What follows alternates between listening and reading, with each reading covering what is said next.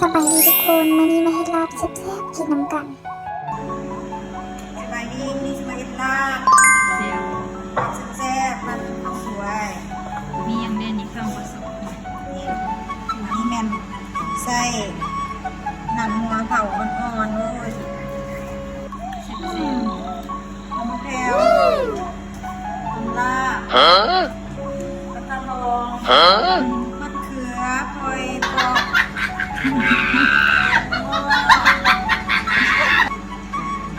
นี่ผักกับดิตัวสลัด ได้รับจะน้อยถ้าทานมันตัวนั้นขอบคุณ เยี่ยมนะ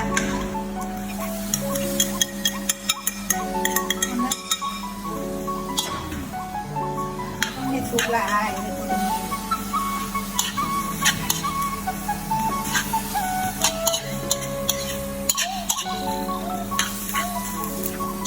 ต้องมีอะไรสุกละแซ่บได้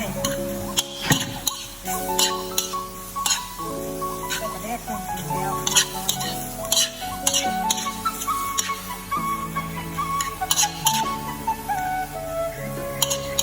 เก่งเลยเก่งเนี่ย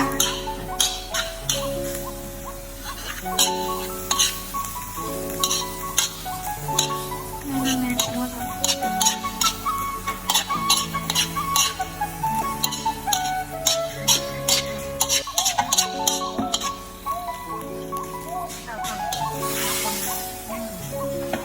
อีเสียง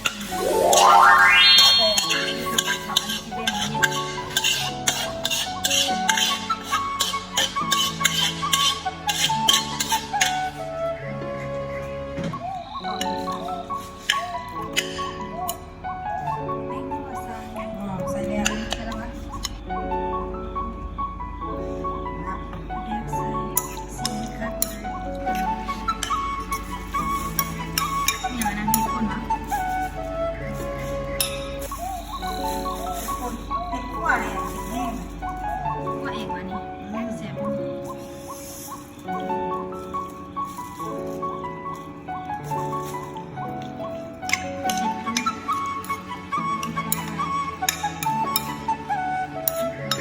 นะ ฉันไม่ได้ญี่ปุ่นเนี่ย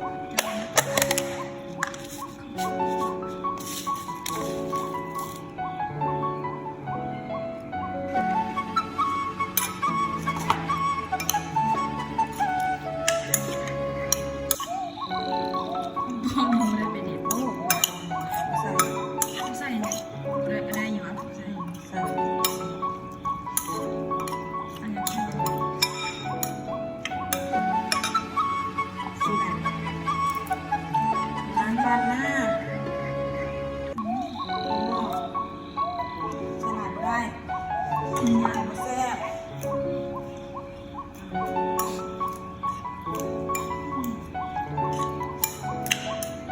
เผ็ด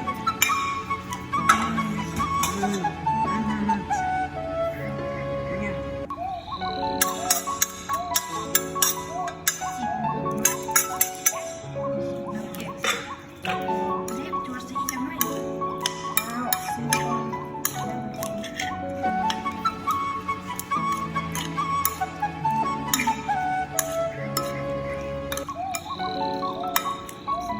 น้อยมั้ง น้ำลาย กินก็เด้อ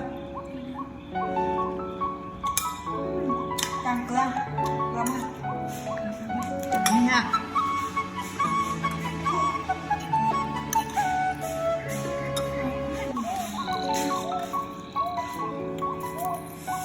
เพี้ยเอียงตัว เที่ยวคนดี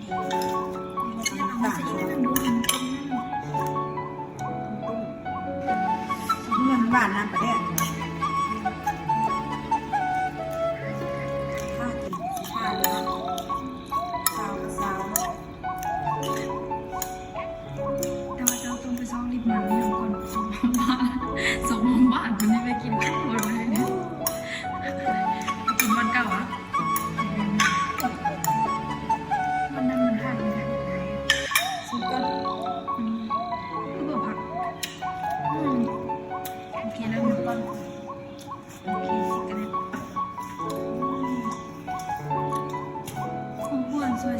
วยแล้วมันหอมแถว 3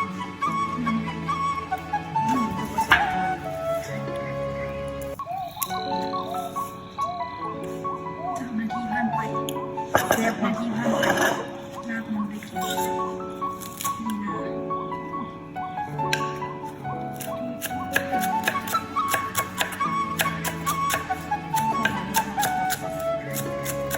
พักนั่นมันตัดแล้ว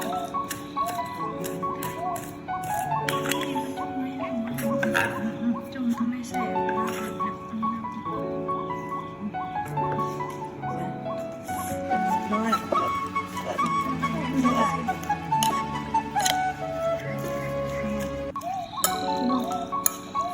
นับแซ่บ จะผมเอาน้ำใส่กระปุก โอ้ตกอันนี้มันไปใส่มันมันก็จะกิน ตักใส่กระปุก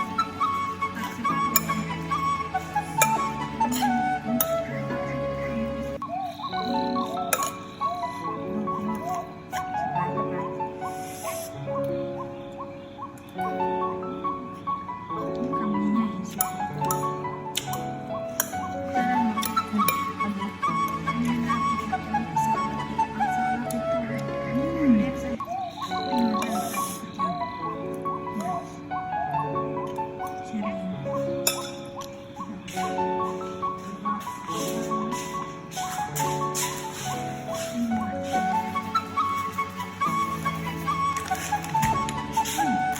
อ๋อนี่ใส่ขุ่นนะ มาเอาเผ็ดอันนั้นใส่เลยอันนี้เลย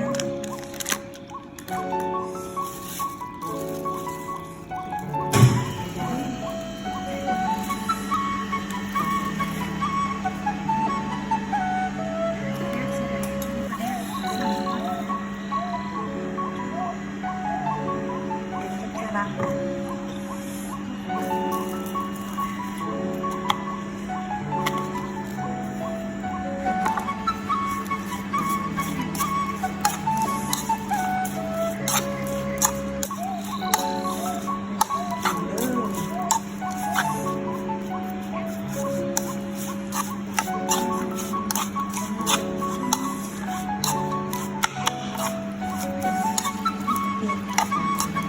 โอเค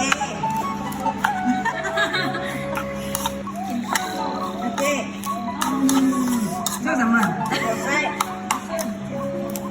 ช่วยเชี่ยดีดีกว่าพระเจ้าเข้ามากระหูเลยป่ะเอาน้ำกระแดกเอาเดี๋ยวมาใส่ผักไปก่อนเอาได้แล้วโอเคแล้ว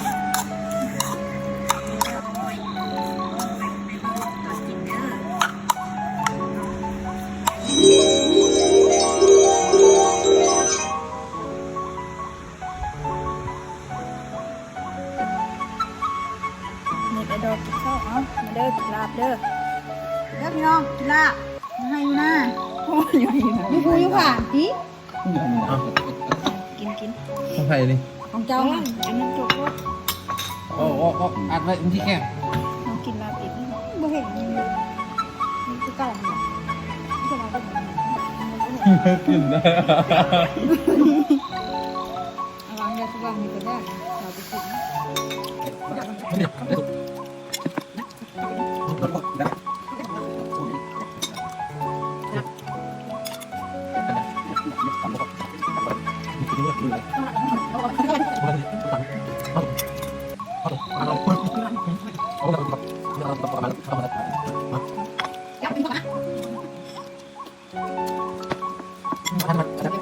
Hãy subscribe cho kênh Ghiền Mì Gõ